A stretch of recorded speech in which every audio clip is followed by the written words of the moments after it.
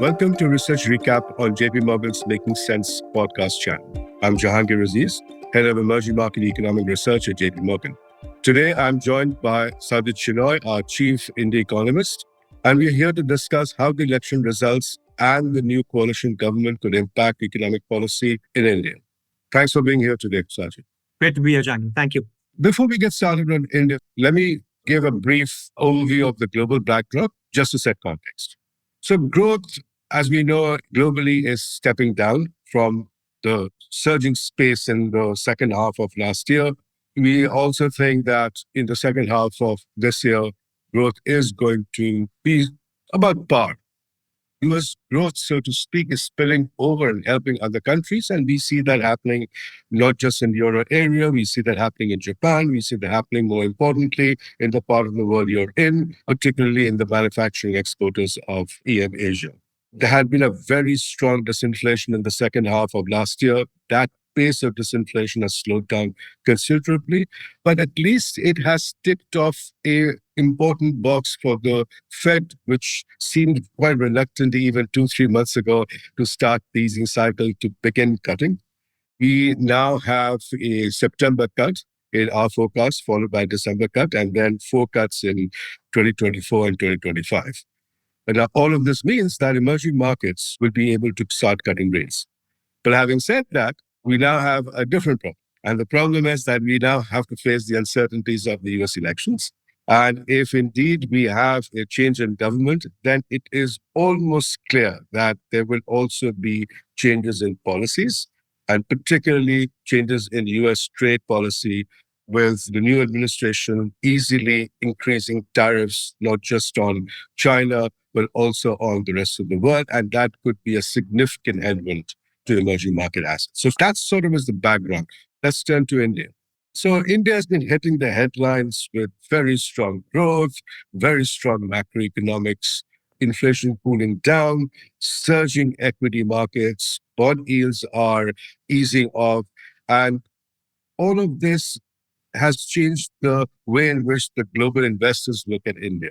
So let's start with that, Sajjid. What really is happening on the growth, inflation, macroeconomics front that has brought about this change in the minds of investors, especially international investors? Thank you, Jahangir. As you rightly pointed out, the narrative in India globally has changed quite dramatically. 2 years ago, it was all about the scarring from the pandemic and the large contraction in the pandemic year.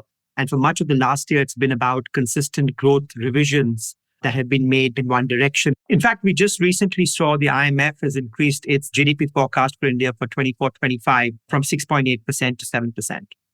But I think the numbers apart, I think what's important to appreciate is what the growth drivers are. And there seem to be at least 4 different growth drivers that have emerged over the last few years since the pandemic.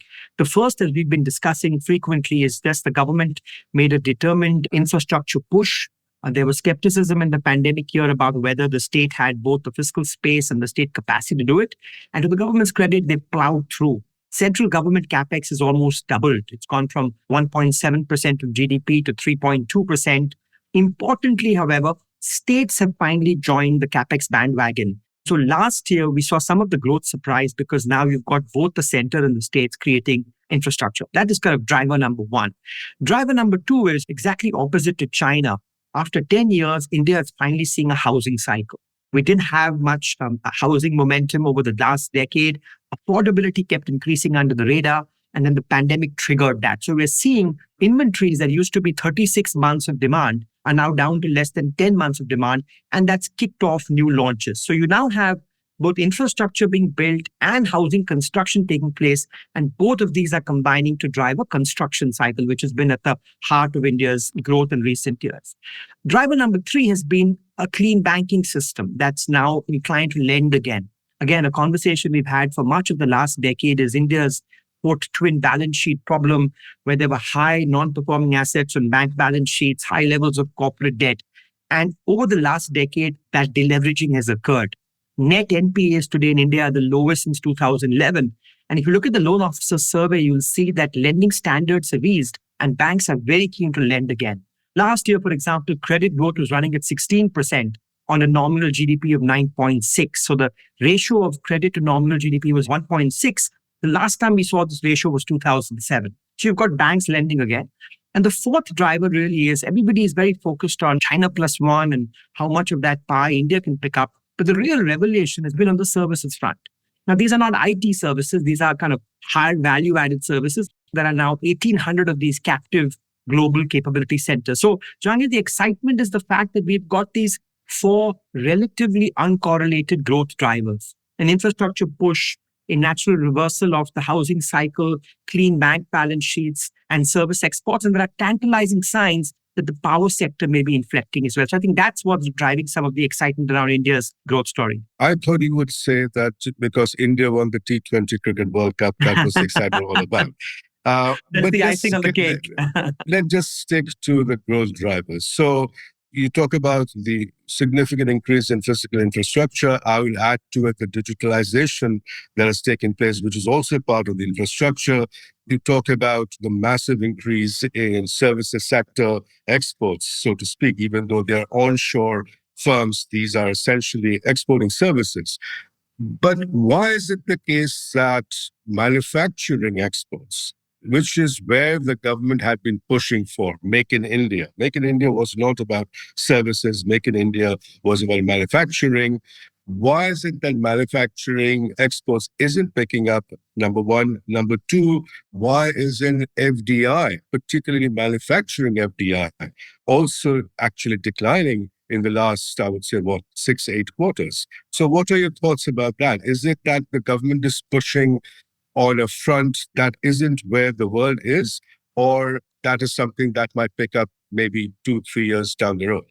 So you raise really important points, Jahangir. I think that one lament has been that we haven't seen manufacturing exports pick up nearly as much as we would have liked. We have been writing since 2010 about the importance of exports, and later I'm going to link this to the lack of a private investment cycle. And my sense is that we are getting some part of the China plus one, but we need much more. And you'll have a better sense of this in New York, is that there's a real strong global food fight over this. Because most countries in Asia are competing for what's coming out of China. Mexico is competing for what's coming out of China. And the fact that developed economies are using industrial policy so liberally also becomes a source of competition to emerging markets. So the government's been trying. There was a corporate tax cut in 2019. Infrastructure has been built. There is this production-linked incentive scheme. But I guess at the heart of all this is we've got to continue with reforms that makes manufacturing more competitive in India so we can compete with the Vietnams and the Mexicos of this world. So I think that clearly needs to be part of the agenda going forward on manufacturing. And related to that on FDI, part of, I think, the FDI slowdown is across emerging markets because of where global rates are. I would add that even if you dig deeper and look at FDI that goes to emerging markets outside of China, India's share, unfortunately, has actually fallen. So I think correlated to the earlier point, I think if we get a larger piece of China plus one, that will be preceded by stronger FDI. So you talked about the fact that India still needs more reforms, right? And we now have a new government in power. The government no longer has single majority. It is a coalition government. When you think about the reforms that the government needs to put in place, A, what are those reforms that are missing? And B, does the fact that the government is a coalition government make a difference? So a lot of the reforms that we traditionally think of on the manufacturing front goes back to factor market reforms to make India more competitive. And a lot of that is actually at the state level. And the hope really has to be, as you get this competitive federalism, that states will find it in their own interest to keep plugging away at some of these reforms. At the central level, we've always kind of expected continuity, that I think the government will continue pushing on infrastructure. And the expectation is that production-linked incentive scheme will perhaps deepen or broaden.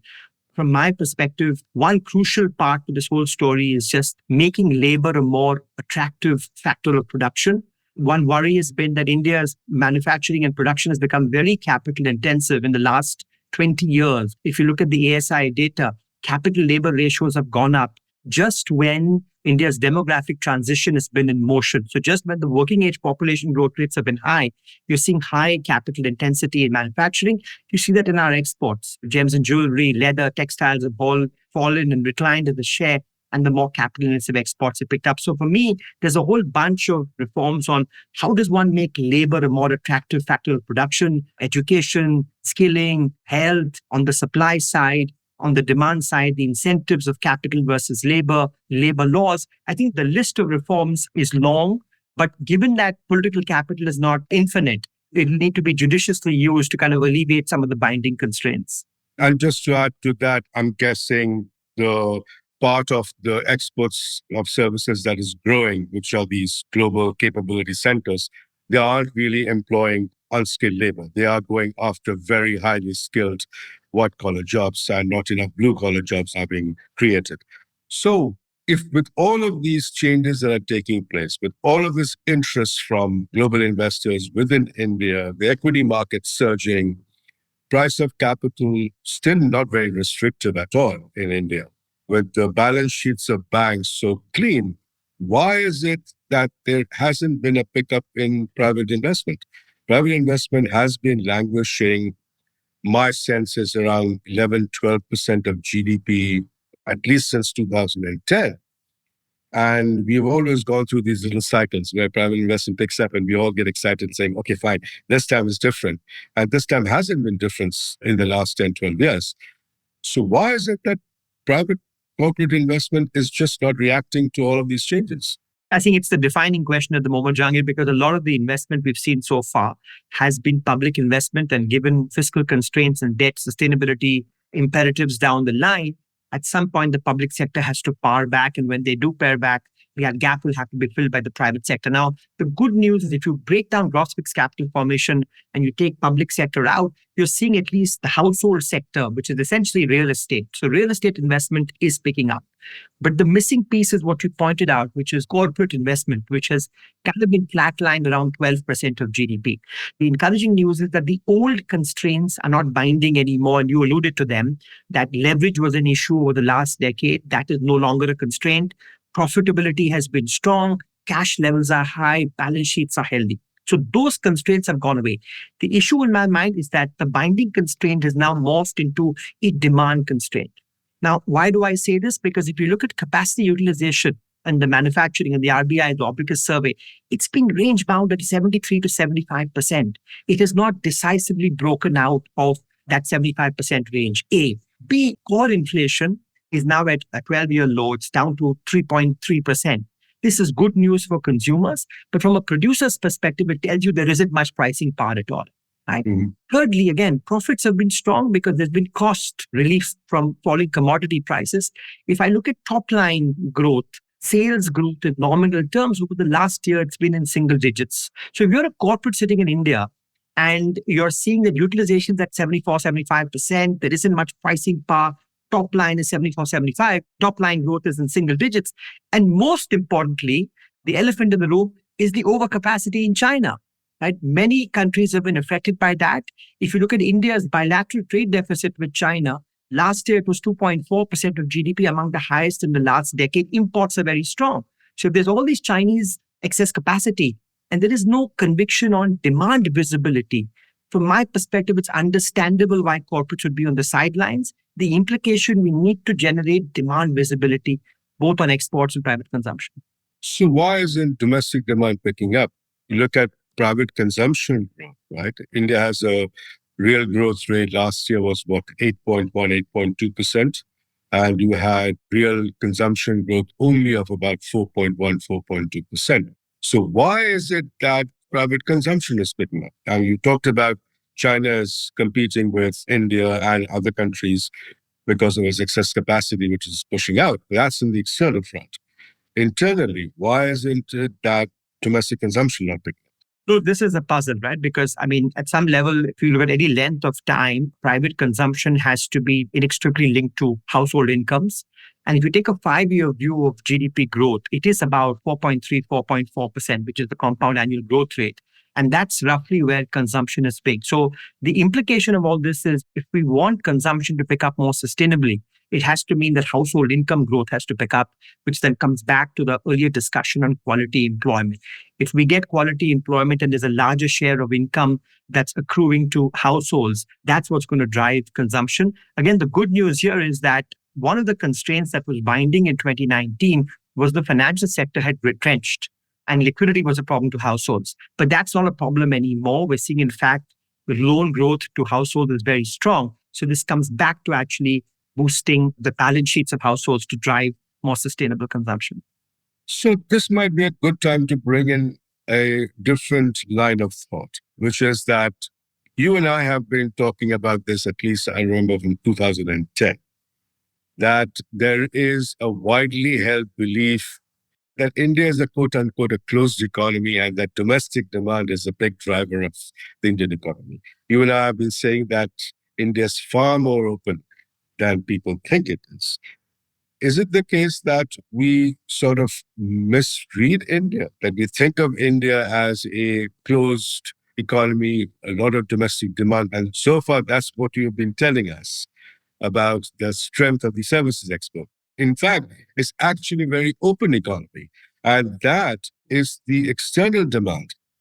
That is probably the more dominant driver of investment, more dominant driver of the Indian growth. That's absolutely right, Jahangir. We've been writing about this since 2009, 2010. Just think back to the 2003 to 2008 cycle where GDP growth was 8 to 9%. And we actually had our first full-fledged private CapEx cycle where CapEx was growing at 12 or 13% a year. What was it driving that? It was exports. Exports were growing in real terms at 16% a year for almost a decade. As a share of GDP, it went from 10 to 25. Conversely, it's been the export slowdown over the last decade on the goods front, which you alluded to, which has contributed to the lack of demand and lack of private capex that I pointed to. And if we just step back, and because I know there are concerns, especially with the US election, that we're heading to a world of more deglobalization, more economic balkanization, more industrial policy in the West, that how will emerging markets grow their exports? But we need to remind ourselves, and I use this with clients, there are only 13 quote-unquote miracle economies since the Second World War that have grown at 7% for 25 years at a stretch, which is basically what India needs to do.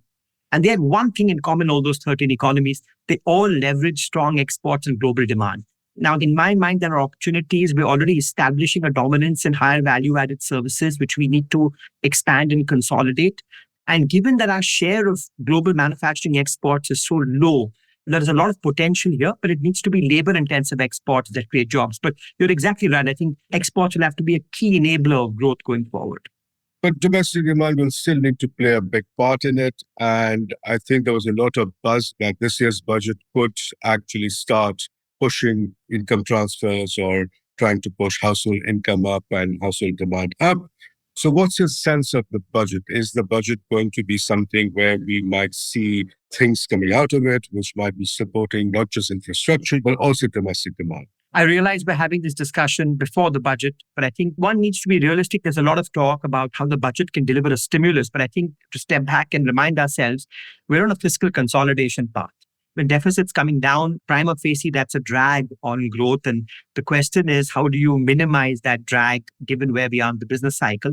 The good news is that in the July budget, fiscal authorities have got much greater degrees of freedom than they had in February for two reasons. Number one, we kind of over-consolidated last year. So in February, the expectation was last year's deficit would be 5.8. It came out at 5.6.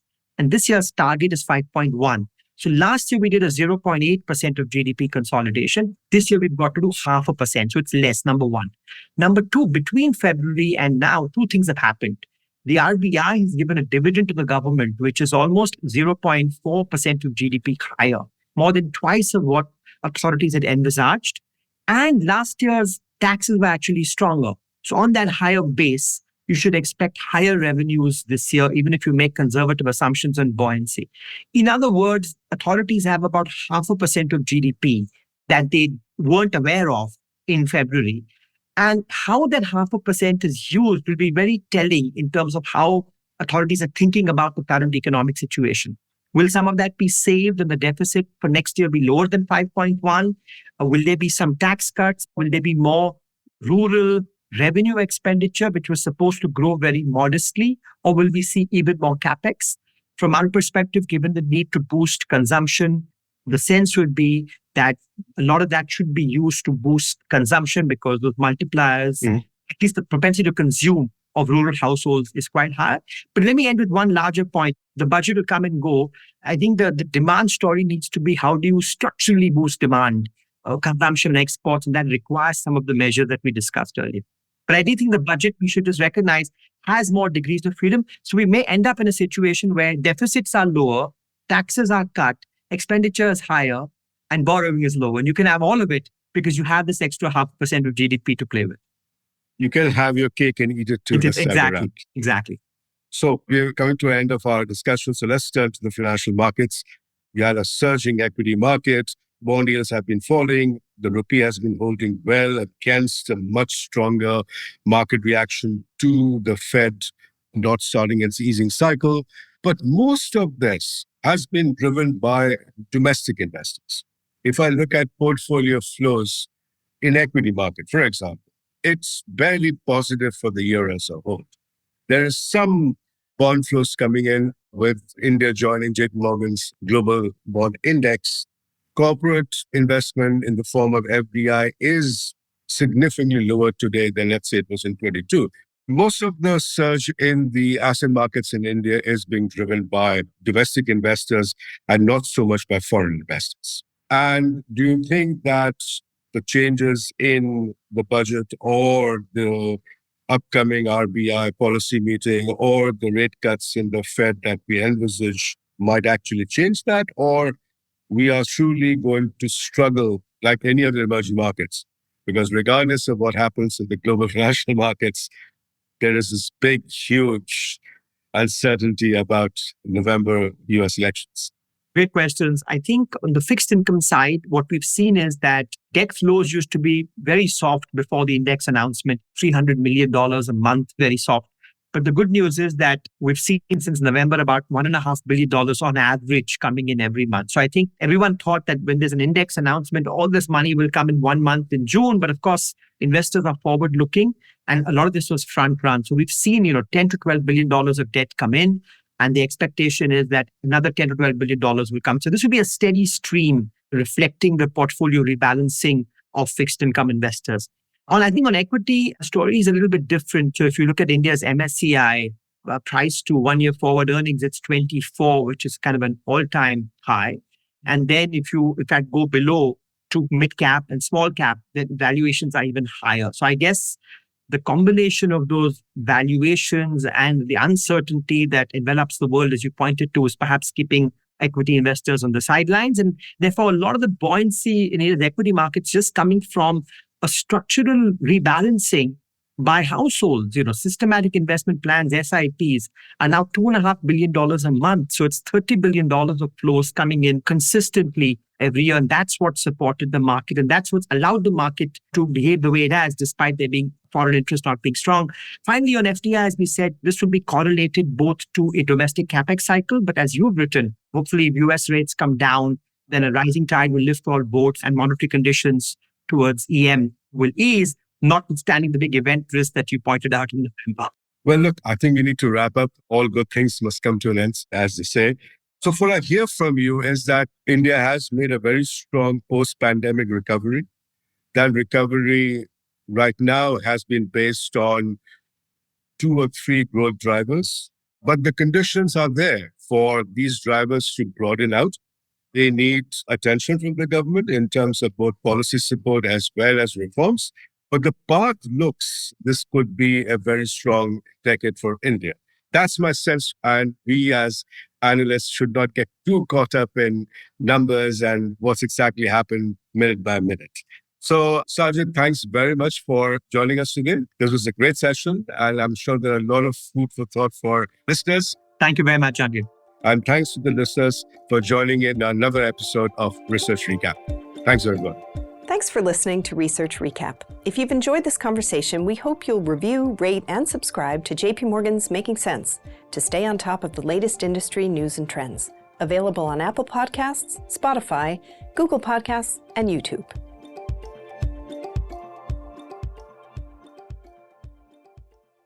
This communication is provided for information purposes only. Please read JP Morgan research reports related to its contents for more information, including important disclosures. Copyright 2023, JP Morgan Chase & Co., all rights reserved.